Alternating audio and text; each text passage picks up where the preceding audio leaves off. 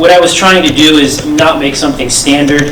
I did my best to make sure that I could bring in some contemporary issues of environment, technology, and power, and these are issues that all of us as humans seem to grapple with inexorably. In the story, our protagonist, Nestor Hardy, has been forced from his quiet utopia because of a life-threatening condition, for which he leaves to seek help. Alone in a strange and desolate world where climate change and war have reduced civilization to fragments, he quickly finds out that people are few and children are fewer. Others, for children in particular, have plans about how those kids should be used. So this is where Nestor meets Contrive, one of the story's main antagonists. Here's the excerpt. Unnerved, he was lost, like a spook wandering a haunted town. Fear ate at him, and 1,000 pernicious scenarios ran through his head. He tried to calm his mind, but was impeded by a deep unease that clogged his stomach. He missed the ranch, his bed, his aunt, and he craved food. Even if he wanted to return, where would he start? What direction would he turn?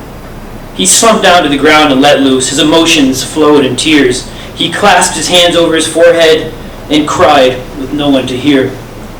Exhausted, he finally gathered himself, stood, and walked on.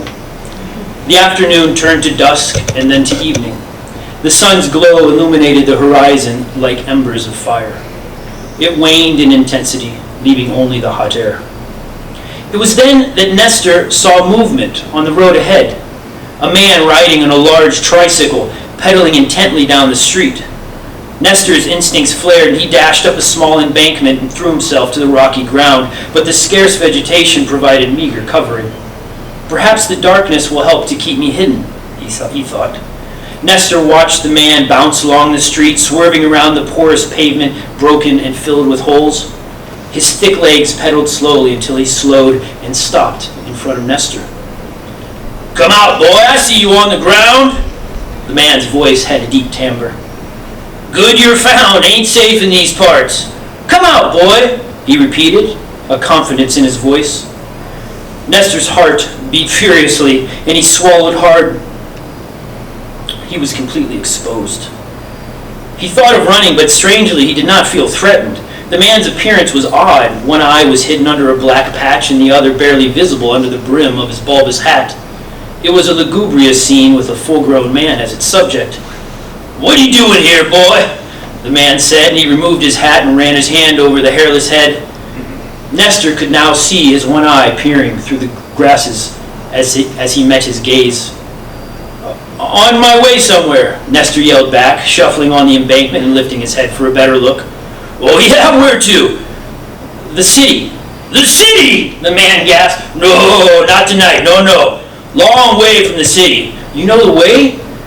The man wiped his forehead again and replaced his hat. Then he said, "Don't you know the danger around here, boy? Getting dark out. Heck of a place to be, just ain't safe." The man paused and looked up and down the street. Then he said, "Come with me, boy. You must be hungry." A thick silence as Nestor assessed the man. "Come on now, ain't nothing to worry about. Get on." The voice sounded sincere as he nodded toward the platform on the back of the tricycle. "I'll leave you here. Never know who might wander by. Ain't such a nice place." Nestor felt a small pressure rise in his head, behind his left eye, and his senses heightened. He saw the clarity of his situation, remembered his purpose. Get to the city, find the doctor. This man can help. Nestor pushed himself from the ground and stood at full height on the embankment, his lanky figure blending with the long grass. "That's right," the man said. Nestor descended the embankment and mounted the back of the large tricycle, where a pair of wooden planks had been improvised as a seat over the axle. He caught a whiff of the man's dank body odor. The man turned his head and peered at Nestor with a single eye, the small black leather patch strapped to his puffy face. Nestor's stomach churned with unease, a mixture of hunger and fear and uncertainty, yet he was committed. "There you are, boy. Now off we go." The man stood and leaned his weight into the pedals, heading slowly back toward town. Nestor's heart thumped faster. "What's your name?" he asked. The man glanced back with a half grin on his face. "My name is contrive. Thank you. Okay,